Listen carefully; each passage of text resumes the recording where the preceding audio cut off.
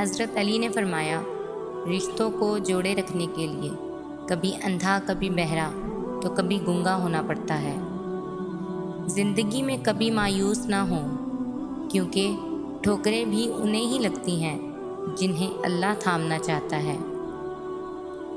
حضرت علی نے فرمایا، اگر رشتہ ضروری ہے تو بات بھول جاؤ، اور اگر بات ضروری ہے تو رشتہ بھول جاؤ۔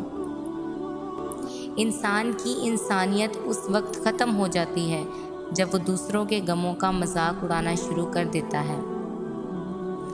خیال رکھنا کہ کسی کی آنکھیں تمہاری وجہ سے نم نہ ہوں، کیونکہ تمہیں اس کے ہر آنسو کا حساب چکانا ہے۔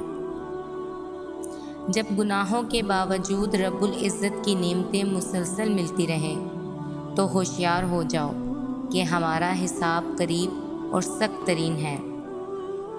حضرت علی نے فرمایا، جب اللہ کسی کو پسند کرتا ہے تو اس کی پریشانیاں بڑھا دیتا ہے تاکہ اسے اپنے قریب کر سکے۔ حضرت علی نے فرمایا، تم وہ مانگتے ہو جو تمہیں اچھا نظر آتا ہے، مگر اللہ وہ دیتا ہے جو تمہارے لیے بہتر ہوتا ہے۔ خاموشی ایک عظیم نعمت ہے، خاص طور پر اس وقت جب اختلافات زیادہ ہوں، آوازیں بلند ہوں، علم کی کمی ہو اور دلیل کی کوئی اوقات نہ ہو۔ حضرت علی نے فرمایا، کسی کے برے کہہ دینے سے نہ ہم برے ہو جاتے ہیں نہ اچھے۔ اپنی زبان سے ہر شخص اپنا ظرف دکھاتا ہے، دوسرے کا عکس نہیں۔ حضرت علی نے فرمایا، کچھ لوگ اپنی اکڑ کی وجہ سے قیمتی رشتے کھو دیتے ہیں اور کچھ لوگ رشتے بچاتے بچاتے اپنی قدر ہی کھو دیتے ہیں۔ کسی کو تم دل سے چاہو اور وہ تمہاری قدر نہ کرے تو یہ اس کی بدقسمتی ہے، تمہاری نہیں۔ حضرت علی نے فرمایا، بے فکر ہو جاؤ، اللہ مخلص دلوں کے ساتھ ناانصافی نہیں کرتا۔ جس سے محبت کی جائے اس سے مقابلہ نہیں کیا جاتا ہے۔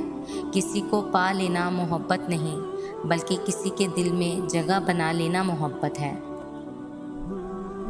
اللہ تمہارے دل سے کسی چیز کا خیال تب تک نہیں نکالتا جب تک تمہارے نصیب میں اس کے ملنے کی گنجائش رہتی ہے۔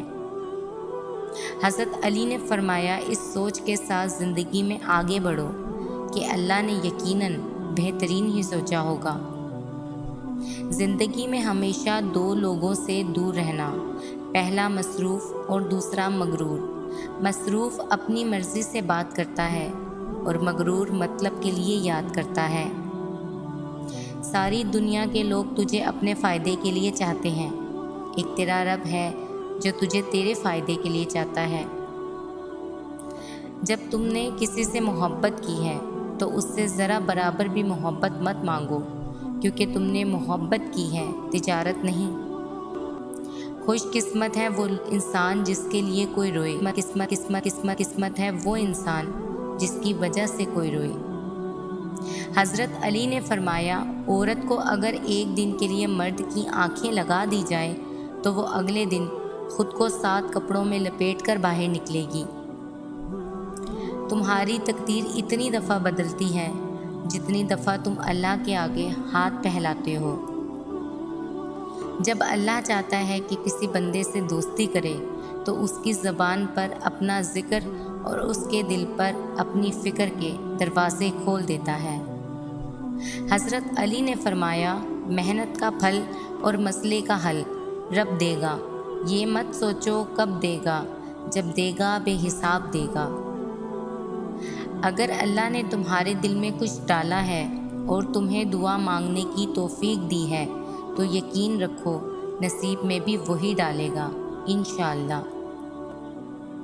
تم کسی کے ساتھ بھلائی کرو، تمہیں اس کا بدلہ برائی کی صورت میں ملے تو سمجھ لو کہ تمہاری نیکی قبول ہوئی۔ دوست کے ساتھ اس نمک کی طرح رہو جو کھانے میں دکھائی نہیں دیتا، لیکن اگر نہ ہو تو اس کی کمی بہت محسوس ہوتی ہے۔ جہاں پر بھی رہو مخلص ہو کر رہو، کیونکہ آپ نے اپنے رب کو بھی جواب دینا ہے۔ پسند اس کو نہ کرو جو دنیا میں سب سے زیادہ حسین ہو، بلکہ پسند اس کو کرو جو تمہاری عزت کرتا ہو۔